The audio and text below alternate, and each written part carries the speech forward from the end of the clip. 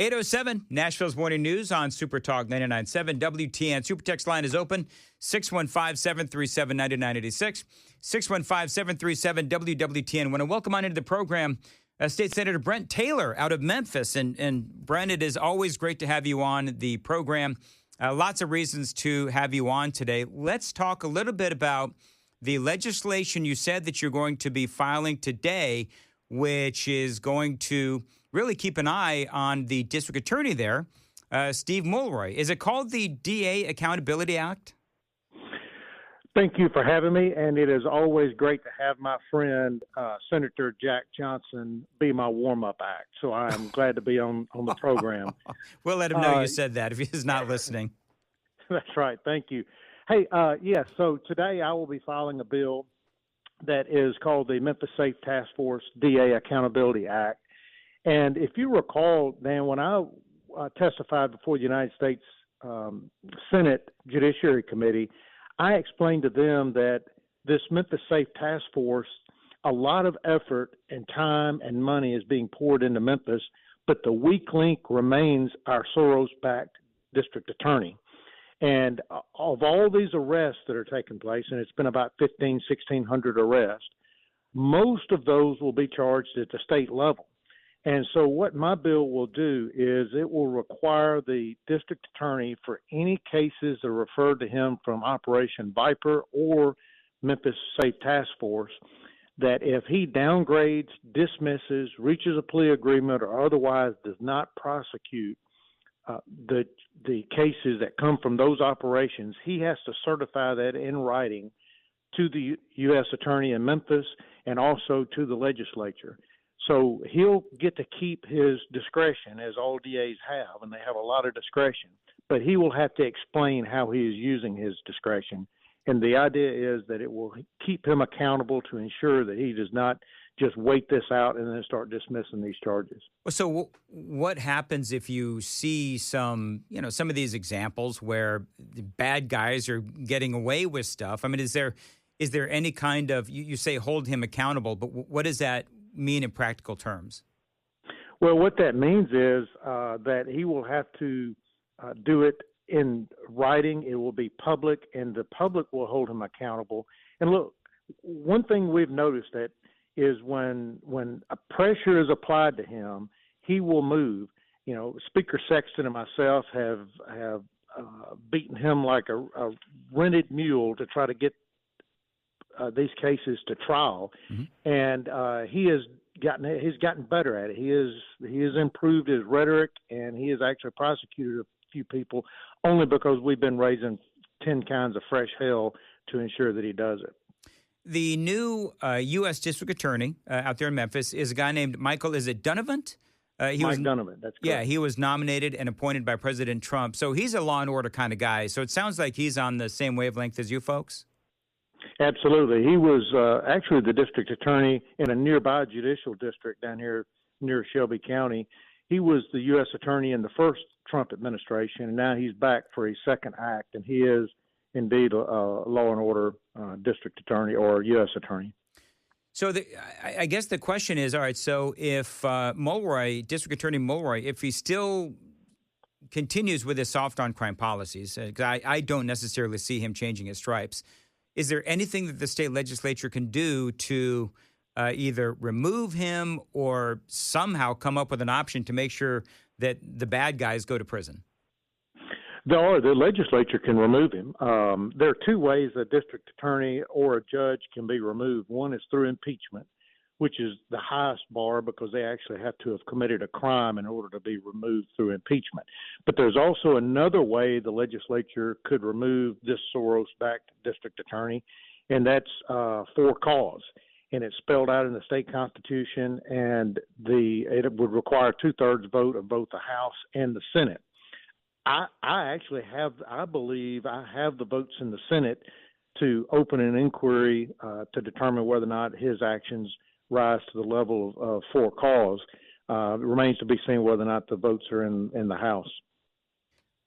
Over the last couple of months, you've had about, 2,000 arrests now with this surge in Memphis. So have you noticed anything alarming yet as far as maybe it's too early, but as far as the soft on crime policies of Mulroy, have you noticed anything yet as that is concerning? It's too early for the actual cases themselves, but I can tell you he has bitched more about the crime level in Memphis, and he's saying that our jail, which is over capacity, he's saying we need to quit arresting people and putting them in jail because there are too many people in jail, when really he should be in court every day prosecuting people and getting people out of the jail because they're sent to the state penitentiary.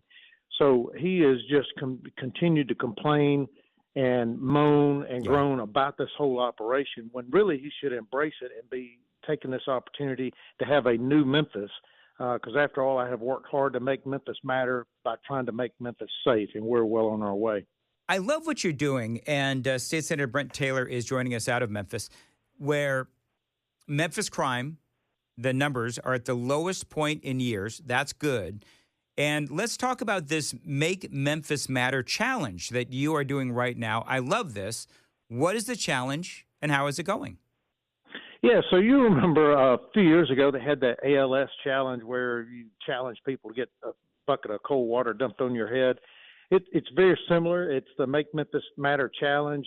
I'm encouraging Memphians to do a short video, put it on social media, and challenge somebody to go to their favorite restaurant or their favorite business store and put that on there, and then challenge somebody else to do that. So the other day I ate at a restaurant in Memphis named Pete and Sam's. It's near Orange Mound, and I challenged Mayor Young to go to his favorite restaurant and put that on social media.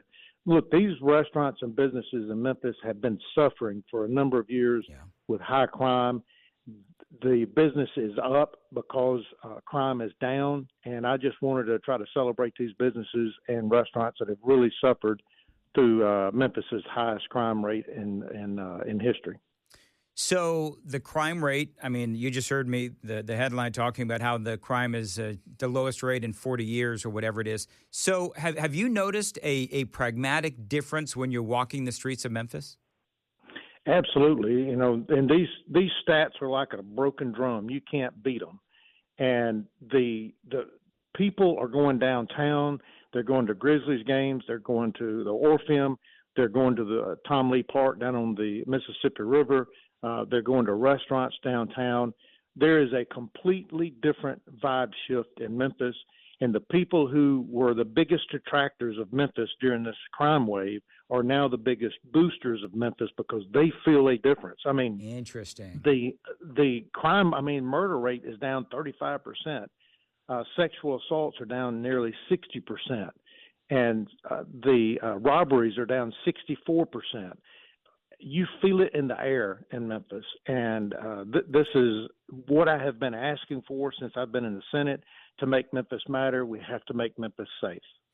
I love that. And I know that Paul Young, the mayor, had some issues there. Just real quickly, he had some issues there in the beginning. Is he starting to come around?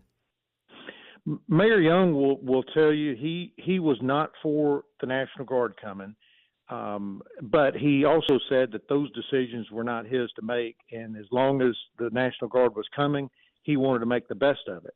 Now, Mayor Harris, on the other hand, he is attempting to sue the federal government and the governor to stop this entire process, which makes as much sense, Dan. It makes as much sense as suing the organizers of a church picnic because somebody brought potato salad. Yeah. And it's the most ridiculous thing I've seen. And he is so out of touch. It's like his backbone came in from Amazon. He strapped it on to go outside, and I'd be damned if he didn't pick the wrong side. And if he went to Harlem Globetrotter game, he would root for the Washington Generals. That's how out of touch Mayor Harris is. All right. Well, you know what? It's always great to have you on, and I'll check back in with you in maybe a week or so to find out how things are going, because I know that things clearly are going well, and a lot of that is because of your efforts. It is that time of year, friends. Katie Ishee is joining us every year, Katie, at this time. You and I talk about the big Highway 41 toy convoy, and this is for kids. Every year it gets bigger and bigger, and this is out in War Trace. This is your passion, and it is coming Right. up this Sunday, November 2nd. You've got to be excited. Oh, I can't even breathe. I'm so excited. We've got so much happening this year. I'll start with just get through it all. We begin in Raiders Academy. Lineup starts at 9 a.m. At Raiders Academy. It's 865 McMinnville Highway in Manchester. That's at exit 111. And lineup starts at 9, and we roll at noon. It's like a big cruise in for the first 3 hours till we start rolling. And Katie, you've got all these motorcycle riders that come in. I mean, it's one of these. When I say toy convoy, it is literally a convoy with all the motorcycle riders and the pickup trucks and the American flags, and people are throwing a bunch of stuffed animals and toys into the back of their pickups and so forth. Right. It's amazing the people that come in for this convoy. They're coming in. I've got people I know coming from Florida, coming up to ride in it, and we're going to have the toys going out. Well, to start with, we have a police escort from Manchester. We leave at noon, and we go hit 41 and go out to Beach Grove, take 64, and go into War Trace, and we'll end up at the park. Even CSX is stopping the train for us. That's awesome. And so, because that crossing, I told them, I said, if y'all block that crossing, we're done. And so they said, we're all aboard the convoy. And somebody else that's on board this year is the Life Team, Air-Evac team that's flying in from Coffee County. They were just ranked one of the top 3 bases in America. Mm-hmm. And so we're happy that they're going to come spend the day with us down at the park. And we've got Webb Schmidt. He's a great little guitar picker, and he's going to be doing the national anthem for us. Our Grand Marshal is Roger Piggott from Iceman TV Productions, who is working on a series called the American 250 Patriot Nation TV series, and we're supposed to be featured on there. And so everybody's really excited. I've been calling hot rodders in my show entries all the way back to 2013. Well, Katie, let me ask you this: who are the kids that are getting these toys? The kids in Coffee and Bedford counties, they go out, they sign up with programs like through Manchester Police Department or the Steve Graves Gene Taylor Christmas Foundation through the Coffee County Rescue, and then Bell Buckle and War Trace Fire Departments are also going to be distributing the toys. And people get in touch with them, and they sign up with them. Each department has a different way of helping, the people in their area. That's a big help, for me to get for the toys to reach a kid. What kind of toys do you need? Everything from baby toys to teens. The teens get left out a lot. And, but teenagers still have Christmas. And so if y'all could think teenager, a lot of y'all think teenager. But we've had so many toys that come in, and, we have filled up a couple trucks, and I'm expecting to do that again this year. Mm-hmm. But we end up at Winnett Ayers Park. That's down in War Trace, and we'll come over by the hotel, and it'll be behind there. It's a large field, Winnett Ayers, and the one with the circle driveway is where all the show cars will be parking, and all the other vehicles will be parking over the horse show grounds. I've got about 7 fire departments coming in to ride in the convoy this year. Well, you got to love it. Katie, let me ask you, we're out of time, but where can people get more information? I know that you've got a Facebook page, right? Yes, it's Highway 41 is spelled out, FORTYONE, toyconvoy.com. And please, I was going to tell people, do not give online, because there's a lady that hacked my page, and she's asking for $30 a vehicle, and it's a foreign account. Oh. And it's through Venmo. So please don't give. If they want to give and help the convoy, they could send a check to P.O. Box 72 in Normandy, Tennessee. Well, Katie, this is why we can't have nice things. I know. I couldn't believe it. Some total stranger called me and told me about it 2 weeks ago. And there she had my face. She had my maiden name and everything. Wow. I was like, wow, don't you have a life? All right, Katie. Well, thank you very much, and love what you do. Love that you're doing this again every single year. it seems to get bigger, and I love what you're doing for the kids. And all that information, find them on Facebook and find them online as well. I'll come back and give that website again. By the way, I've got a big announcement to make, and I'm going to make it during the crisscross handoff that is coming up just momentarily. A big announcement coming up. Sam, do you know what the big announcement is? You're growing hair on your head. No. Thank you, Sam, though, for playing along. We'll announce it, a big announcement coming up next right here on Super Talk 99.7 WTN. By the way, the phone number, 615-737-9986. Text in, and a lot of people commenting this morning. Always very much appreciated. Now, the crisscross handoff is coming up next right here. But it's not you. I just want you to know, Chris. So Chris is trying to big time the host in here. What do you mean? Oh, you know what you just did. What did I do? Chris says, my video on illegal truckers got 12,000 views. I was surprised. What do you want? Like, okay. So right, no. Let's zoom out a little bit for a second. Dan says me. It's not making any sense. The new Mostly Peaceful episode isn't in the Mostly Peaceful podcast placement. Right. It's not. And he's very upset about it. I'm very upset. And so I go into the YouTube page, which I don't often do. Yes. And I'm in the backside, digging in there. Getting yourself all dirty. Getting in the weeds. Wash your hands. And then I see the podcast, the new episode of Mostly Peaceful. Yeah. Where I besmirch Halloween. You sure do. And I've put it in the right place. Upon examining the video views, I noticed something that I hadn't noticed before. Yeah. And that was that my illegal alien trucker video with Danielle Chaffin, which was fantastic. Great interview. It was. Got 12,000 views. So I said, oh, wow. That video got 12,000 views. Chris has this. And then Dan is like, he gets mad at me for noticing. Chris has this thing about surrounding himself with beautiful women on the radio and online. Oh, my gosh. That's what it is, Chris. Just so you know. I surround myself with smart people. The looks just, I don't know. It just happens. You just happen to find, good-looking, smart women to help you on your radio show. She's a third-generation trucker. Let's just to be fair. Yes. Her Twitter profile picture was a cartoon. I had no idea what I was walking into. I knew that she had good trucking knowledge and her reporting was solid. That's what I based scheduling the interview on. By the way, that was a really good interview. And She's a beast. If you have not seen it, very seldom do I sit in my car and listen to things anymore. I sat in my car and I listened to that whole interview. It was very well done. She is very smart. Danielle Chaffin, she's on X. Maybe Danielle with 3 E's at the end. Chaffin. Okay. But she was brilliant, and she knows the trucking industry in and out. And she's so young. Yeah, we're gonna have her on again. She's a third generation trucker. She works in logistics, so it's in her blood. I bet she knows how to drive a stick shift. Probably. Does she actually drive? I don't know. I didn't ask. All right, very good. Out of all the things that I could have asked in the interview, I didn't ask. Do you know how to drive an 18-wheeler, ma'am?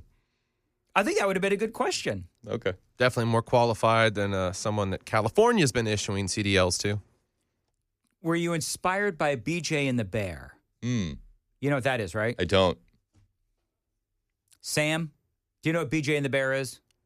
Sounds old. Greg Evigan was a truck driver. Greg. And Greg Evigan had a monkey that he called Bear, BJ and the Bear, and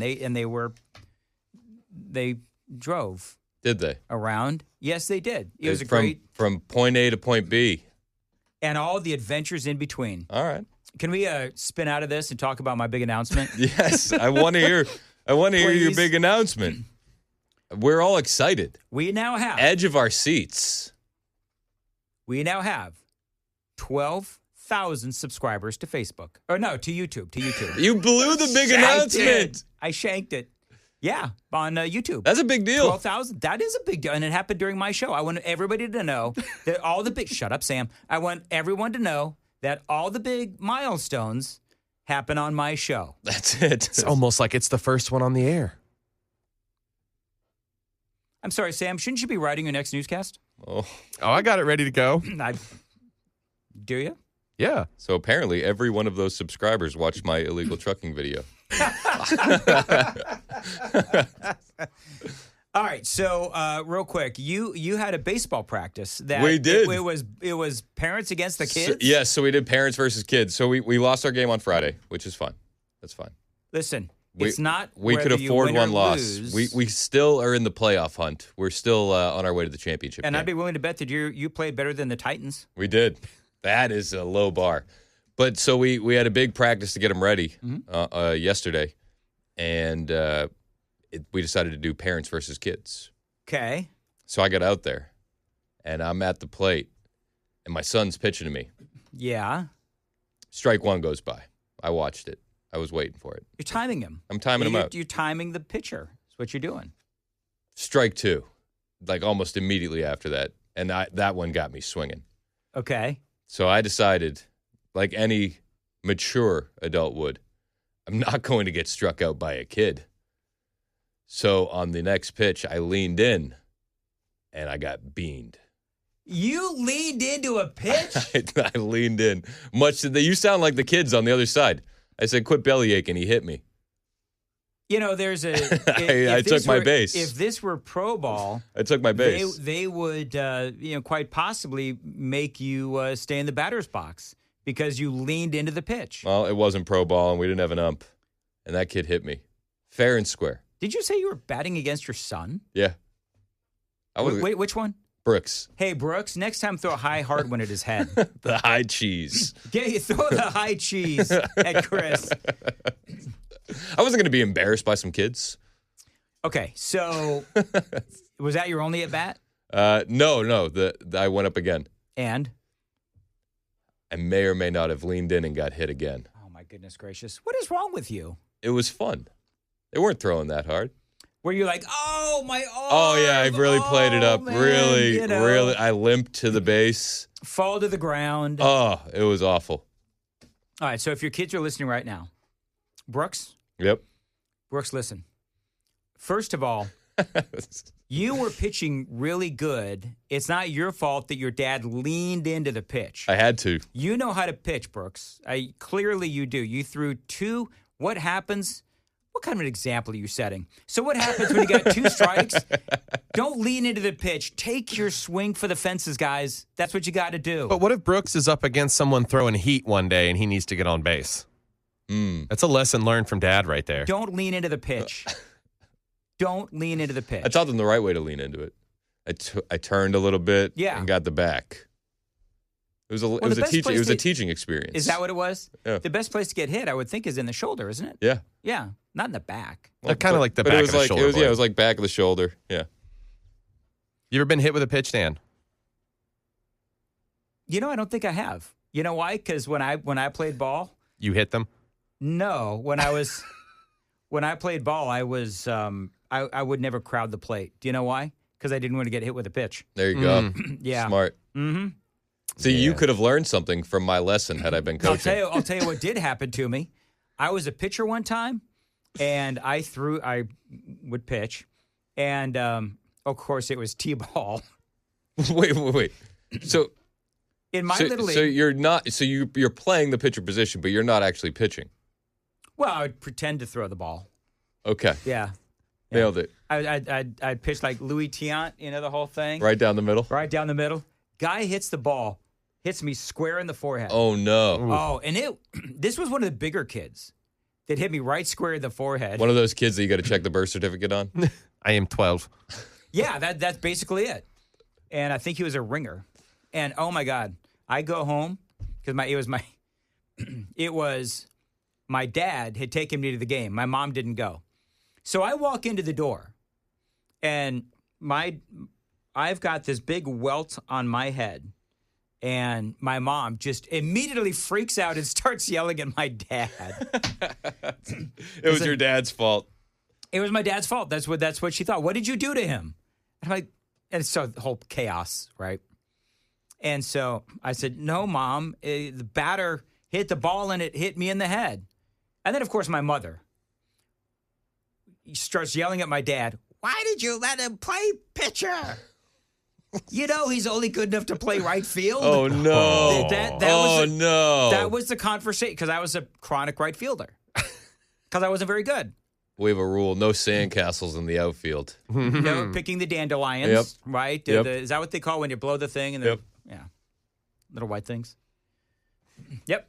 Brooks says he wants to come over to your house for batting practice. Do you know what? That would actually be fun. That would actually be fun. You know what? We'll meet at a Murfreesboro Park next time in the borough. Where we can go to a ball field, and I'll take my swings against Brooks. All right, perfect. I guarantee you're going to think to yourself, all right, I'm just going to lean in and get hit. It's like, oh, crap, I'm at 2 strikes. Come on, man. I'll like, if a ball is coming outside, I'll just stick my foot out. Just stick your leg out for it? That's exactly right. Nailed it. But you know what? Again, Brooks, it's not how you play the game. It's whether you win or lose, right? Is that the mantra? I think it's the other way around. No. If you want to do the whole everybody gets a trophy crap, then you do it your way. It's not okay. It's not whether you win or lose. All right, Ricky Bobby Sr. If you ain't first, you're last. It actually is. It's how you play the game, not whether you win or lose. Okay. Did you say that right? No. I did say that right. It's whatever. I had it right the first time. Just win, kid. Just win. Hey, did you hear that? Well, you know what? You cheated by getting on base. Who are you talking about? Oh, if you're not cheating, you're not winning. Well, apparently your son's team didn't. No. They lost 4-1. But that's okay, though, guys. You played hard. That's what we're trying to teach them in practice, Dan. That's what we're working on. Yeah, did you teach them the right way to lean in? Oh, yeah. And everybody else saw it, too? Everybody saw it. Do you have a welt? No, I'm good. Okay, good. I'm good. Right. He took it easy on me. Did he? Yeah. How fast can he throw? I don't know, man. I don't have a radar gun out there. Do you know what I was obsessing on over this weekend? This is kind of stuff I obsess. So did I ever tell you I'm obsessed with the knuckleball? Okay. Have I told you that? Do you know what a knuckleball is? Yes, I'm aware. So I obsess on the knuckleball. And I love like watching old videos of like Hoyt Wilhelm, the Necro brothers, Tim Wakefield, a guy named Steve Sparks that played for the Dodgers, Charlie Huff that played for the Dodgers. So you're just on YouTube, your algorithm is just... Knuckleball pitchers. From the 70s and 80s? Yeah, that's what I get. Well, R.A. Dickey from the 90s and 2000s. And Wakefield's relatively newer, right? Early 2000s. Dude, he's been dead like for years. Yeah, Tim but Wakefield. he pitched in the early 2000s. Yeah, he's not like a 70s or 80s pitcher is what I was saying. No. I know Tim is dead. Yeah. R.I.P. Yes. And great pitcher. But yeah, and I obsess to this day. I want to hire like a knuckleball pitcher just to show me how to throw the ball, to throw a knuckleball. Okay. I don't know anybody though who. They make those special wiffle balls that you can do that with. No, man, you got to use an actual ball. Otherwise, you're cheating. Like when Chris leans into a pitch. 8695 texted in and said, "It's not how you play; it's about covering the spread." Also, what it is. The Murfreesboro Little League betting scandal is over-exaggerated. There's not a betting scandal going on in the league. It's fake news. And I'll be at the third baseline if anybody wants to talk about it. Really? Yep. So if you do, the pulling of the ear, tugging of the ear, yep, that's not going to be a bunt. No. So if somebody wants to bet that's going to be a bunt, you're going to lose. Yep. All right. Do you guys actually do signs and signals? So my son plays catcher, and he's all into it. And yeah. He's like, all right, if I give you this sign, he's talking to the pitcher, then you're going to throw this. He's like, all right. Yeah. And then it's just throw and pray, baby. Throw and pray? Yeah. That's funny. Now, are you going to teach him the slider? We're going to work on it. And the curve? Of course, I'm going to teach him the curve. Here's what you need to do. Make sure that you blow out his elbow by 17. Okay. Be like all the other good baseball dads. There you go. Blow out his elbow at 17. Perfect. Thanks for the advice, Dan. I'm moving right along. Let's see here. What do we... did you have anything for this, or are we just going to... I think that was it. I brought the baseball story, and then now I feel guilty now. Listen, if teach him how to throw the knuckleball. Okay. That's what you need to do. Is there anybody in Middle Tennessee that knows how to throw a knuckleball that could like? Oh, I'm sure. With there's so many like former baseball players around here. You know, Matt and I went to WSMV the other day, and I'd learned how to use the clicker for Dan Thomas. And so now I can do a complete weather forecast utilizing the clicker. If anybody could teach me, because I'm a quick learner, how to throw a knuckleball, So I would love that. You guys might be doing stuff with WSMV. I don't know if they're going to want to do anything with me. Why? Because I also went to meet with them. Oh, yeah? And we were talking about, what we can do together, and they mentioned a debate. And they said, well, Afton Bain is easy to work with. And I said, yeah, unless you're ice. Did you say that? Yeah. Yeah, even the sports guys got a chuckle. I love that. That is so funny. Yeah. Of course they're promoting Afton Bain. Yeah. All right, real quick, Sam, what's coming up? Well, homecoming weekend at one HBCU turned out deadly, and one Democrat social media influencer is asking his daddy for help. Harry Sisson, did you hear this? Those stories and more on Harry Super Sisson? Talk 99.7. Oh, my goodness gracious. All right, WTN. 8:55, Nashville's Morning News. Guys, skip the promo. We're running late, thanks to Chris. The weather... What? I'm just out here catching strays.